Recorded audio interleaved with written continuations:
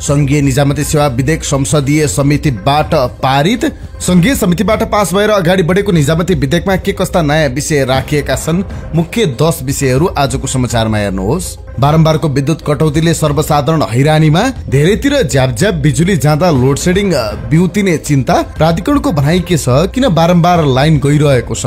प्राकृतिक कारण कि व्यवस्थापन? आजको समाचारमा हेर्नुहोस्। सगरमाथा संवादको पहिलो दिन जलवायु परिवर्तनको असर न्यूनीकरणमा सम्पूर्ण देशको साझेदारी आवश्यक रहेको प्रतिनिधिहरूको भनाइ। उच्च अदालत पोखरामा रवि लामिछानेको सुनवाई हेर्दैमा उच्चले भन्यो रवि र छविलाई सुनवाईको जानकारी छिटो पठाउनु। आफ्नो पक्षलाई कुनै जानकारी नदिई मुद्दाको पेशी तोकिएको भन्दै सुनवाई स्थगित गर्न माग गरेपछि उच्चले भन्यो रवि र छविलाई सुनवाईको जानकारी छिटो पठाउनु।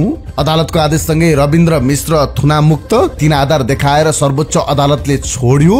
राजनीतिक मान्छे हुँ, संगठित अपराध गरेको छैन, हरेक आन्दोलनमा जनधनको क्षति हुन्छ। काठमाडौँ लगायत देशका विभिन्न ठाउँमा तीव्र गतिको हावाहुरी, जनजीवन प्रभावित। हिजो बेलुकीको हावाहुरीका कारण हवाई उडान प्रभावित। सिंहदरबारमै बिजुली गएपछि मोबाइलको उज्यालोमा शिक्षा समितिको बैठक बस्यो। सामाजिक सुरक्षामा बढ्दो खर्च ग्राफ, वृद्ध भत्ता पाउने उमेर बढाउने सरकारको तयारी। सामाजिक सुरक्षामा कति भइरहेको छ खर्च, कति छन् लाभग्राही? साथै लोकप्रिय बन्ने धुनमा दलहरूले गरेको वृद्ध भत्ता राजनीतिले देशको अर्थतन्त्रलाई कस्तो असर गरिरहेको छ, यो सम्बन्धी विशेष प्रसंग आजको समाचारमा हेर्नुहोस्। प्रचण्ड र शेरबहादुर देउवा बीच टेलिफोन वार्ता लगत्तै बुढा नीलकण्ठ पुगे माओवादी केन्द्रका उपमहासचिव जनार्दन शर्मा। माओवादी अध्यक्ष प्रचण्डको आरोप गभर्नर नियुक्तिमा चलखेल र प्रपञ्च भइरहेको छ। नेपाल वायुसेवा निगमलाई पब्लिक प्राइभेट प्रोग्राममा लैजानु पर्ने संचार मन्त्रीको भनाई। भने वायुसेवा निगमलाई सधैँ पैसा दिएर चलाउँदा उन्नति हुन्छ भन्नु बाँदरको हातमा नरिवल दिनु जस्तै हो। कंग्रेस महामन्त्री गगन थापाको भनाई संहिता कानूनसँग जोडिएका 40 बढी कानून पारित गर्ने कुरा सरकारको प्राथमिकतामा छ। कानून ढिलो बन्नुमा हामी सबै दोषी छौं। विदेशीको खजाना खानेहरू मेडिकल कलेजलाई सम्बन्धन र विद्यार्थी कोटा बढाउन हुन्न भन्छन्। भूमि विधेयक वन र भूमि सक्ने गरी आएको भन्दै विपक्षमा उभियो जसपा नेपाल। सामान्य प्रशासन मन्त्रीको भनाई निजामती कर्मचारी संगठनका नेताहरूले विधेयकमा सबै माग पूरा नगरे आगो बाल्ने धम्की दिए। सुनौलमा हावाहुरीले रुख ढल्दा च्यापिएर 2 जनाको मृत्यु, 3 जना घाइते। कैलालीमा पनि 1 जनाको मृत्यु। धुलीखेल अस्पताल ट्रमा तथा आपतकालीन केन्द्र सुधार परियोजनामा जापानले 5.5 अर्ब दिने। सामान्य पानी आउँदा पनि सडक चिप्लो भएपछि दाउन्नेमा यातायात अवरुद्ध। भारतीय मिडियामा आफ्नो फोटो आएपछि दीपाश्री निरौलाको भनाई दुरुपयोग गरियो। राष्ट्रिय स्वतन्त्र पार्टीका उपसभापति स्वर्णिम वाग्लेको भनाई मेरो नछुटोसै भनेर अर्थमन्त्रीसँग संसदमै बजेटका लागि काने खुसी गर्नुपर्ने अवस्था छ। अब आवेदन दिएकै दिन श्रम स्वीकृति प्रदान गरिने। गैर कानूनी रूपमा बस्ने एक नेपाली अस्ट्रेलियाबाट निष्कासित। B division league planning boys एक खेल अगावै च्याम्पियन। अमेरिकाको टेक्सास राज्य संसदद्वारा बुद्ध डे मनाउने प्रस्ताव पारित। अमेरिकाद्वारा युएईसँग 200 अर्बको सम्झौता। डब्ल्युएचओले भन्यो गाँजामा क्यान्सर उपचार असम्भव। न्युरोसर्जरी, मुटु र क्यान्सर उपचार गाँजामा सम्भव छैन। युक्रेन र रुस बीच टर्कीमा वार्ता, युद्धबन्दी रिहा गर्ने सहमति। एक अध्ययनको निष्कर्ष जलवायु परिवर्तनले तटीय तालहरूलाई नुनिलो बनाउँदैछ। र स्वास्थ्य सम्बन्धी जानकारीमा आज परेको विश्व उच्च रक्तचाप दिवसको सन्दर्भमा उच्च रक्तचाप नियन्त्रण गर्ने उपायहरू के छन्? राष्ट्रिय प्रजातन्त्र पार्टी रापरपाका अध्यक्ष राजेन्द्र प्रसाद लिङदेनले भैरवा स्थित गौतम बुद्ध र पोखरा अन्तर्राष्ट्रिय विमानस्थलमा ठूलो भ्रष्टाचार भएको आरोप लगाएका छन्। भ्रष्टाचार गर्नकै लागि यी 2 विमानस्थल बनाएको उनले दाबी पनि गरेका छन्। शनिबार सिद्धार्थ उद्योग वाणिज्य संघ रूपन्देहीले विमानस्थल पूर्ण क्षमतामा सञ्चालनबारे गरेको छलफलमा बोल्दै लिङदेनले ठूला योजना ल्याउँदा ठूलो पैसा खान पाइन्छ भनेर विमानस्थल बनाएको आरोप लगाएका छन्। प्रतिनिधि सभा सदस्य समेत रहेका लिङदेनले 400 बिघा जग्गा अधिग्रहण गरेर हुनेमा 800 बिघा अधिग्रहण गरी गौतम बुद्ध विमानस्थलमा भ्रष्टाचार गरिएको दाबी गरेका छन्। नागरिकको टाउकोमा ऋण थुपारेर 40-41 अर्ब खर्च गरेर विमानस्थल बनाउने तर नचलाउनेको खोजी गर्नुपर्ने बेला आएको छ, लिङदेनले भने। लिङदेनले सरकारले चाहे गौतम बुद्ध विमानस्थल सञ्चालन हुन सक्ने तर पोखरा न्युरोबडी जहाज समेत सञ्चालनमा कठिनाइ हुन सक्ने बताएका छन्।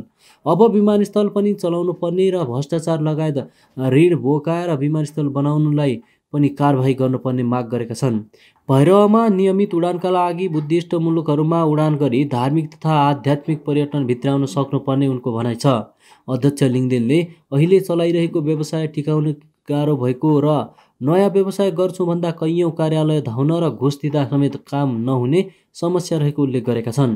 कार्यक्रममा सिद्धार्थ उद्योग वाणिज्य सङ्घका अध्यक्ष नेत्रप्रसाद आचार्य, नेपाल उद्योग वाणिज्य महासङ्घ लुम्बिनी प्रदेश अध्यक्ष कृष्णप्रसाद शर्मा, सङ्घका निवर्तमान अध्यक्ष ठाकुर कुमार श्रेष्ठ, सिद्धार्थ होटल सङ्घका अध्यक्ष चन्द्रप्रकाश श्रेष्ठ, सङ्घका पूर्व अध्यक्ष कुलप्रसाद नेउपाने, विष्णुप्रसाद शर्मा, सचिव मङ्गल भण्डारी लगायतका उद्योगी व्यवसायले विमानस्थल नचल्दा निजी क्षेत्रको लगानी डुब्न लागेको, सरकारले आफै घोषणा गरेका कार्यकाल समेत स्थापना नगर्दा उडान गरिरहेका एयरलाइनहरू पनि काठमाडौँ केन्द्रित भएको गुनासो गरेका छन्। अझै पनि विमानस्थल सञ्चालन नहुने हो भने कैयौँ व्यवसायहरूले आत्महत्या गर्न बाध्य हुने उनीहरूको भनाइ छ। पछिल्लो समय विमानस्थल अन्तर्राष्ट्रिय उडानविहीन छन्। विमानस्थललाई लक्षित गरी गएको अरबौँ लगानी डुब्न लागेको भन्दै निजी क्षेत्र आन्दोलित छ। व्यवसायले तत्काल विमानस्थल नचले आफूहरू उठ्नै नसक्ने गरी पलायन हुने जोखिममा पुगेको बताउँदै आएका छन्। यस्तै यता सूचना सञ्चार तथा प्रविधि मन्त्री पृथ्वीशुब्बा गुरुङले अराजक रूपमा प्रस्तुत हुने सामाजिक सञ्जाललाई अङ्कुश लगाउन नै आजको आवश्यकता भएको बताएका छन्। नेपाल प्रेस युनियनको आयोजनामा लोङथाङ अन्तर्राष्ट्रिय मिडिया समिटको उद्घाटन सत्रलाई सम्बोधन गर्दै मन्त्री गुरुङले अनलाइनको माध्यमबाट अफवाह फैलाइएको भन्दै धार्मिक, राजनीतिक र राज्य शक्तिमाथि अराजक किसिमबाट सामाजिक सञ्जाल प्रयोग हुने गरेको बताएका छन्। यसलाई प्रेसरलाई बदनाम गर्ने काम भइरहेको उनले उल्लेख गरेका छन्। प्रेस स्वतन्त्रता बलियो भए मात्रै प्रजातन्त्र बलियो हुने उहाँले बताउनुभयो। मन्त्री गुरुङले जलवायु परिवर्तनको असर बढ्दै गएको भन्दै समयमै सचेत हुनुपर्ने पनि बताएका छन्। उनले सङ्घीय लोकतान्त्रिक गणतन्त्रमा प्रेस जगतको महत्त्वपूर्ण भूमिका रहेको बताउँदै प्रेस जगतले जलवायु परिवर्तनबाट उत्पन्न समस्या र यसले विकास निर्माण र समाजमा परेको असरबारे आम नागरिकलाई सुसूचित गर्नुपर्ने बताएका छन्। उनले आजको दुनियाँमा खाली विकास मात्र भन्ने तर प्राकृतिक तौर तरिका कुनै मान्यता नराख्नु दुर्भाग्यपूर्ण भएको स्पष्ट पारेका छन्।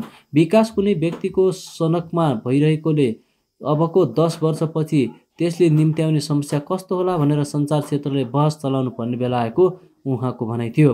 उनले भने सङ्घीय लोकतान्त्रिक गणतन्त्रभन्दा राजतन्त्र पो राम्रो हो कि भन्ने मानेमा युवाहरू भइटिकिरहेका बताएका छन्। राजतन्त्रभन्दा गणतन्त्र नै ठिक हो भनेर यसलाई संस्थागत गर्न प्रेस जगतको महत्त्वपूर्ण भूमिका छ। जहाँ गणतन्त्र बलियो हुन्छ त्यहाँ प्रेस स्वतन्त्रता बलियो हुन्छ। प्रेम स्वतन्त्रताले जनतालाई के दियो र व्यवस्थालाई के दियो, तर आज अनलाइनको माध्यमबाट जुन किसिमको अफवाह फैलिरहेको छ, तीनवटा शक्ति धार्मिक, राजनीतिक र राज्य शक्तिमाथि अराजक तरिकाले सोसल मिडियाको प्रयोग गरेर प्रहार गर्ने जुन परिपाटी बढेको छ, यसलाई प्रेसलाई बदनाम गर्ने काम भइरहेको छ। त्यसैले सोसल मिडियालाई अङ्कुश लगाउनु नै आजको आवश्यकता उहाँले भन्नुभयो। उनले अगाडि थपे प्रेस स्वतन्त्रता जहाँ बलियो हुन्छ त्यहाँ प्रजातन्त्र बलियो हुन्छ। अर्को कुरा, जलवायु परिवर्तनले संसारभरि घन्टी बजाइरहेको छ। यसबाट उत्पन्न समस्याले विकास निर्माण र समाजमा परेको असरबारे भाषणमा मात्र नभई काम नै गर्नुपर्ने अवस्था आएको बताएका छन्। आजको दुनियाँमा विकास मात्र भन्ने हो तर नेचुरल कन्भर्सेसनमा कुनै मान्यता नराख्नु दुर्भाग्यपूर्ण हो। जहाँ विकास निर्माणका काम हुन्छन् त्यहाँ वातावरण प्रदूषणलाई पनि ध्यान दिनुपर्ने आजको आवश्यकता हो। जलवायु परिवर्तनले अबको 10 वर्षपछि उत्पन्न हुने समस्या समाधानमा जोड दिनुपर्ने बेला आएको बताएका छन्।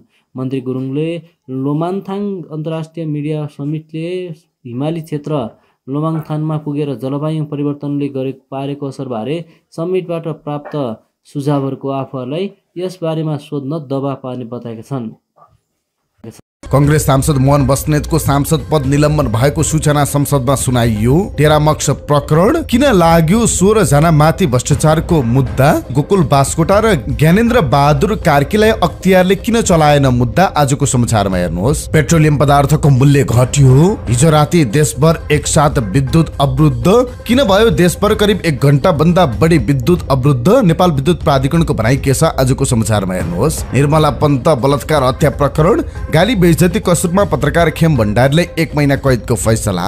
दमक ब्युटार शुल्कले सञ्चालन गर्न मन्त्री परिषदले दियो स्वीकृत। 52 संवैधानिक पदाधिकारी विरुद्ध मुद्दा 28 जेठमा फैसला आउने। 3 जना सांसद निलम्बित, 1 जना फरार। रेशम चौधरी पक्राउ प्रकरण, महिमान सिंह विष्टलाई थप 2 दिन हिरासतमा राख्न अदालतको अनुमति। रविबार संसदमा राष्ट्रिय स्वतन्त्र पार्टी सरकारले किर्ते जाहेरी खडा गरेर फौजदारी मुद्दा तयार पार्यो। कंग्रेस एमालेलाई राष्ट्रिय स्वतन्त्र पार्टीका सांसद ढकालको कटाक्ष, 2वटा गभर्नर र नोटमा आफ्नै चुनाव चिन्ह राख्नुहोस्। मन्त्री परिषदबाट स्वीकृत निर्णय ढिलो थाहा पाउँदा मेयर बालिन शाहको जापान भ्रमण स्थगित। 1.5 करोड बढी ठगी मुद्दाका आरोपी बुद्ध दर्शन सहकारीका अध्यक्ष श्रेष्ठ पक्राउ। कृत्य गरी नक्कली कागजात बनाउने 3 जना पक्राउ। 8 वर्षदेखि नक्कली कागजात बनाउँदै घरमै भेटियो प्रत्येक सरकारी कार्यालयको छाप। सगरमाथा संवाद नेपाललाई विचार विमर्श र समाधानको केन्द्रको रूपमा चिनाउने अवसर। मक्कामा हज गर्न जाने हज यात्रीहरूलाई रोग प्रतिरोधात्मक खोप प्रदान। आगामी बजेटमा कसरी हुँदैछन् करका दर संशोधन। करमा दायरा र गैर करमा दर पुनरावलोकनका लागि सिफारिस। सगरमाथा बेस क्याम्पमा कांग्रेस महामन्त्री विश्वप्रकाश शर्मा। अमेरिकालाई कुनै पनि वस्तुमा भन्सार शुल्क नलगाउने भारतले प्रस्ताव गरेको ट्रम्पको दाबी। एप्पललाई भारतमा उत्पादन नबढाउन भनेको खुलासा। आइएमएफले पाकिस्तानलाई दियो $1 खर्ब। अमेरिका र कतार बीच $12 खर्ब को सम्झौता। र स्वास्थ्य सम्बन्धी जानकारीमा आज तातो तेलले पोले तुरुन्तै के गर्ने।